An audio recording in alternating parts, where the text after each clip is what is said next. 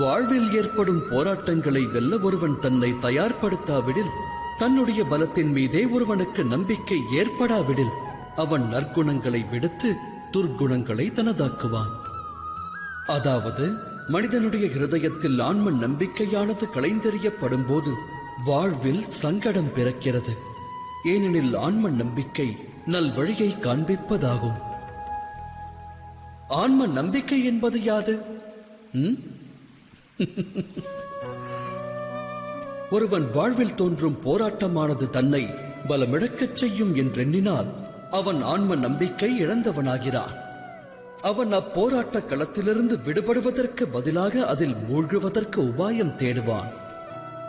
ஆனால் அப்போராட்டம் தனக்கு பலத்தை தரும் என்று ஒருவன் எண்ணுவானேயானால், தேகத்திற்கு கடின தேக பயிற்சி வலுவூட்டுவதைப் போல வாழ்வின் ஒவ்வொரு போராட்டமும் அவனை உற்சாகமடையச் செய்யும். அவ்வகையில் ஆன்ம நம்பிக்கை என்பது வேறொன்றுமல்ல, நம் மனதின் நிலையே ஆகும்.